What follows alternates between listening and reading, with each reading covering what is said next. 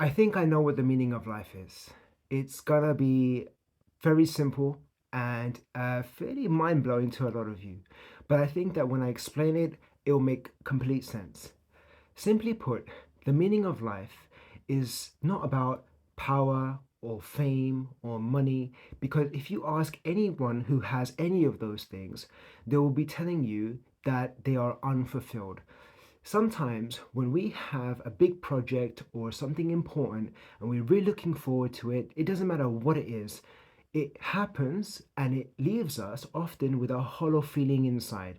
Like it wasn't quite enough, or it wasn't the feeling that you were expecting to get afterwards. Let's say you got that promotion, you got it. Now what? After a month or so, it really doesn't feel that special. That salary that you wanted to hit, uh, even if you wanted to get married and you that special person that you found, sometimes the anticipation of something and working towards that goal can feel a certain way, and you have this expectation built up in your mind as to how it will feel afterwards, and it's usually a disappointment. So if it's not about money and gathering all this wealth and these possessions, and it's not about fame or being popular and being recognized, and it's not about power, where the top CEOs and the leaders of this world, do you think they're happy? They're not happy. And honestly, it's not even about pursuing happiness, because happiness is just a moment. And that moment can come and it goes, and it's a feeling, just like all the other feelings. So pursuing happiness isn't realistic. It's not very practical. It's not very realistic. So, what is the answer? What is the meaning of life? And honestly, I believe that the meaning of life has to apply to everybody, whether you're rich or you're poor, whether you're a man or you're a woman, whether you're old or whether you're young. It doesn't matter where in the world you are, this principle has to apply to you. So if it doesn't apply to you, then it can't be the meaning of life. So, what applies to everybody, regardless of where they are and who they are? Choices. And this is where the simplicity of this whole thing comes in. The meaning of life is how well you make choices in your given situations and your given circumstances. That's it. You can make good choices or you can make bad choices. And ultimately, your outcomes will be derived from that choice. Now, often the good choices can come with what seems like disadvantages. Good choices could mean exposing people, exposing yourself, not having to lie. It can come with loss, it can come with financial loss. Honesty is sometimes a hard thing to be able to pursue. Sometimes the easiest option is to pursue a lie or pursue a falsehood, try and make yourself look good. And often this comes from a position of ego and self preservation. But it's a false narrative. Often we will do things for financial gain. We might lie, we might cheat, we might do something for power or fame, and we could compromise our principles. And often, when we compromise our principles, that's when achieving that success feels even more hollow, because we haven't got that alignment between our principles and our ethics and what we know is right and what we know is wrong, and the thing that we wanted to achieve, which doesn't really bring us that much satisfaction either. So we've compromised on our ethics, we've compromised on our principles to achieve this thing that we thought would make us happy, and it didn't. And in the pursuit of it, we have compromised who we are as human beings. This is the fallacy of the world that we live in today. That those things will make you happy, and you need to compromise and do what you have to do to make it. And that's really not what it is all about at all. What it's about is about situations will come to you, and you need to be able to have the discipline to be able to live a life that is based on your principles and your values. That should be things like honor, integrity, honesty, those important core human values. As long as you live your life by those human values and you are making choices based on those human values, you will live a life that is a lot more peaceful, a lot more happy, but it takes work. And it's work in four key areas. The areas are, the first of all, the mind. You need to make sure that you are doing something that is activating your mental capacity. You are seeking knowledge, which is super important about this world, your career, your family. You're seeking knowledge about how to improve your life, but also you need to seek knowledge about your hereafter. Because ultimately, the world that we're living in, and these choices that are coming to us, aren't here by accident. They're here by design. And the design is that this is a testing ground. This world that we have is a testing place. All right, now this is where it gets a bit supernatural, if you will.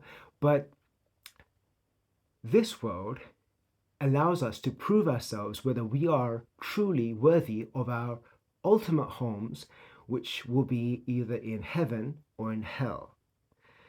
Now, you got to believe in heaven and hell, and that requires a level of faith in God. But ultimately, whether you call, you know, it the universe or God or whoever it is, there's a system that has been put in place by someone. And the system is that you will succeed or you will fail based upon the choices that you've made.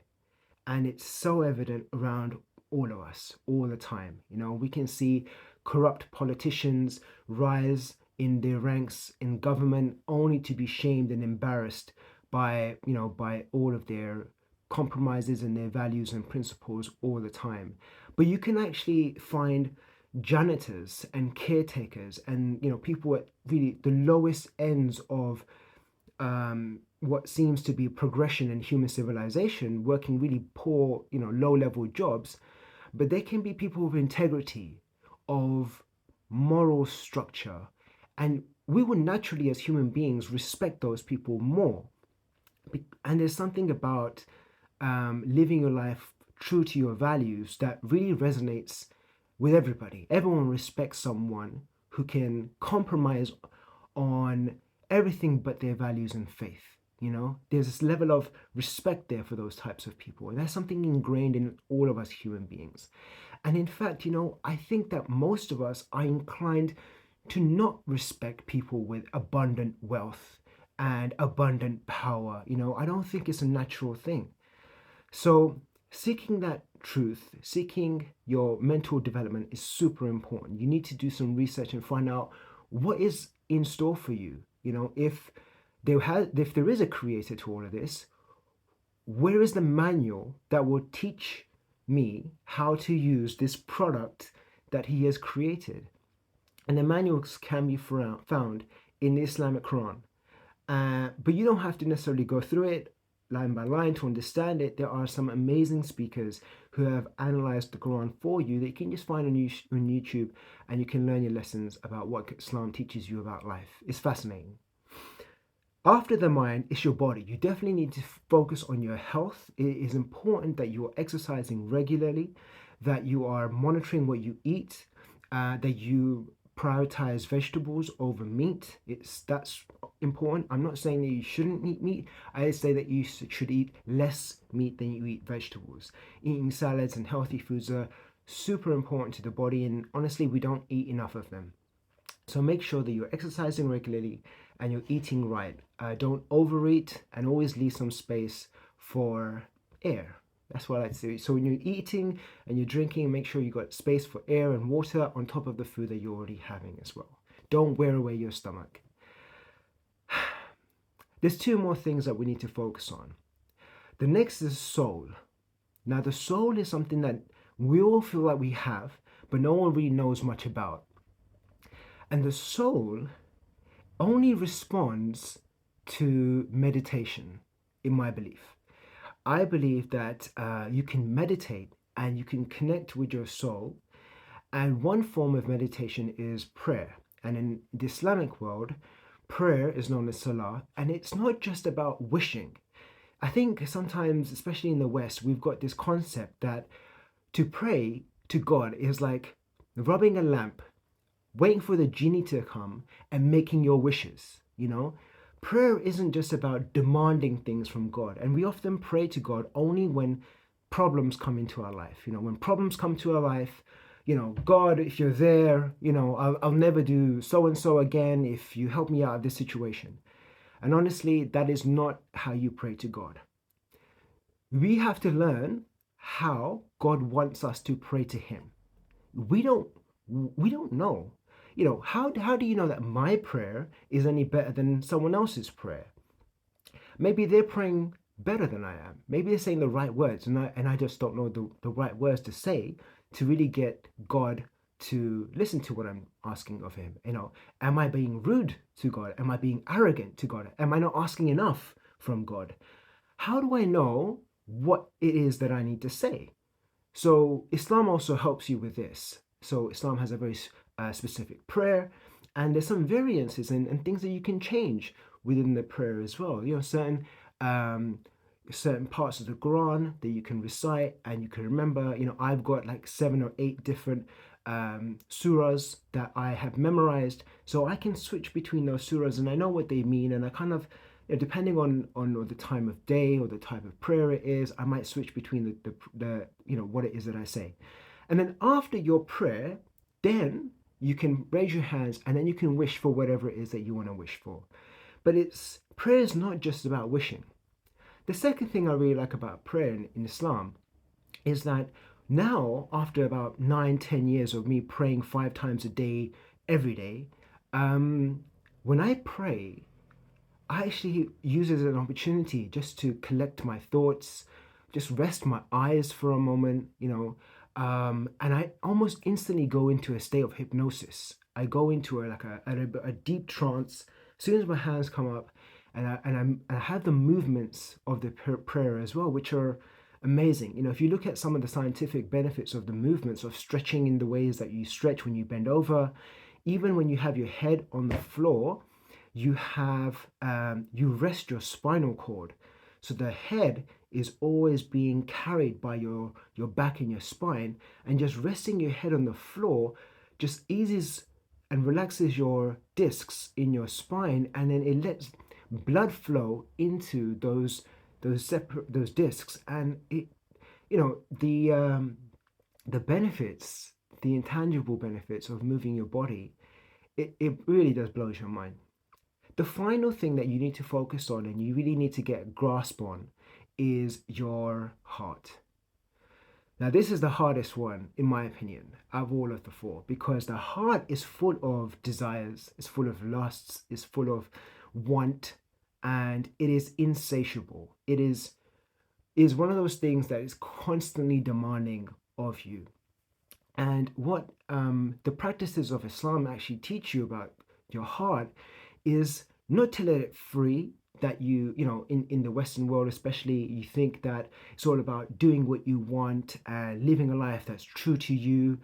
You only live once, so YOLO, I'm going to do this because it's going to make me feel good right now. And I'm going to take life by the horns and live this opportunity. I want to be free. I want to do all of these things. Honestly, all of it's a fallacy. Okay, there is no freedom. Wherever you go, you're going to find problems there too. Okay, it is an illusion that your heart will be ever satisfied.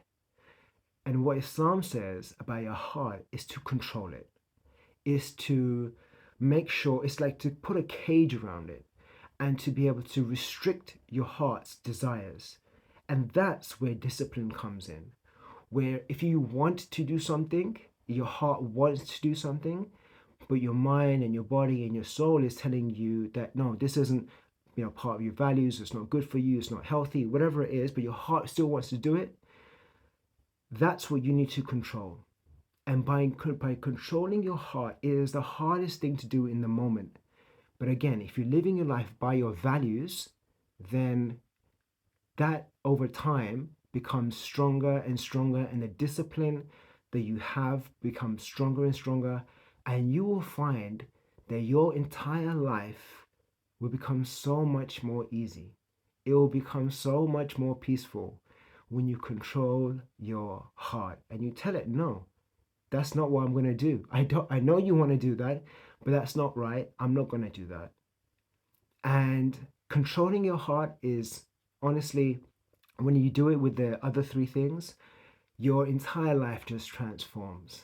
And it's beautiful to know that you're in a test and that the rewards for your efforts and your deeds will be in this world through people respecting you more, people thinking really highly of you. Just generally, when you've got a good body, when you seem like you're disciplined, people respect that. And that's the most you can hope for in this world. That you're respected, people think highly of you. Whether you have money or anything like that, all of those things might come, they might not come, but that's not why you're doing it. You're doing it because you want to live a life of principles and values. And ultimately, not only will you benefit from it in this world, when you die, and we all will die, when you die, God, your creator, will show you all the good deeds that you did. And he will reward you for it in the hereafter too. So you cannot lose. This is a principle and this is a way of life that can apply to everyone all over the world, man, woman, or child. Doesn't matter if you're rich or poor. And this is the meaning of life, to live your life by your values, focusing on those four key areas and just smashing it. I hope this video has helped, and like and subscribe.